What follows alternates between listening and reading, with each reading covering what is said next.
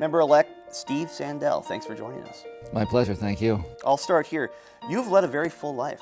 Per your website, PTA president, coach and manager of youth hockey and soccer teams. You coach high school, tennis, cross country, lacrosse. I mean, you've really done a lot. Served as secretary of the Minnesota Council for Social Studies. What motivated you to run for public office when you have all these other things? Well, first of all, I thought the issues were really important. I taught school for a long while and worked with young people in a variety of neighborhoods. And, you know, I thought education is enormously important, but I really think fundamental to an equitable society is health.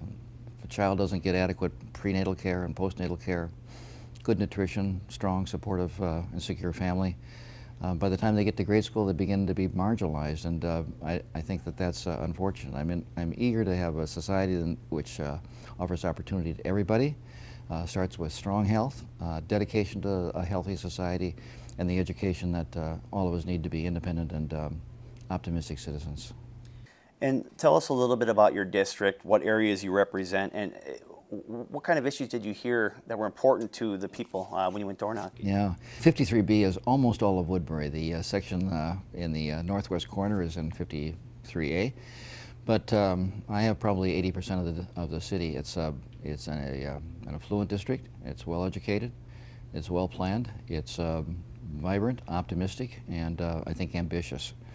And I think those are really important issues, not just because it's a city which people think is a good place to live, but because it's kind of on the cusp of a future. I think the future is going to be very demanding for people who make policy for the state and for the city as well. I think economics and technology are kind of erasing political boundaries, and I think we have to be careful about looking forward to how that is going to change our lives and change our government and change the way we live.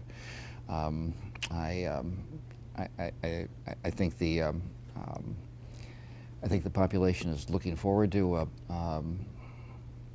a future, and I guess I want to stretch that future a little bit. And I think Woodbury can be a leader in the state legislature. Maybe that's optimistic, but I believe it's possible.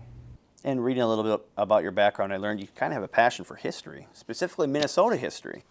Tell us about that and what is special about our state history. You know, well, I taught history for a long while in the public schools, and I taught overseas a couple of years. And when I had an opportunity to go to the Minnesota Historical Society as head of education, it was it was sort of like graduate school for grown-ups. I could study, I could research, I could learn, I could talk to people, I could teach.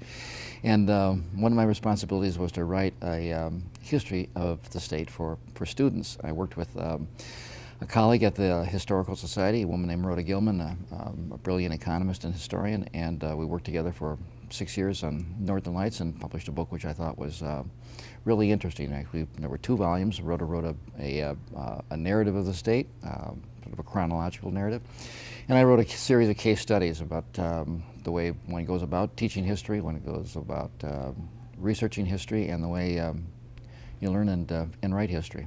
So that was it was enormous. It was a fantastic opportunity. And just finally, what is the biggest issue our state faces today?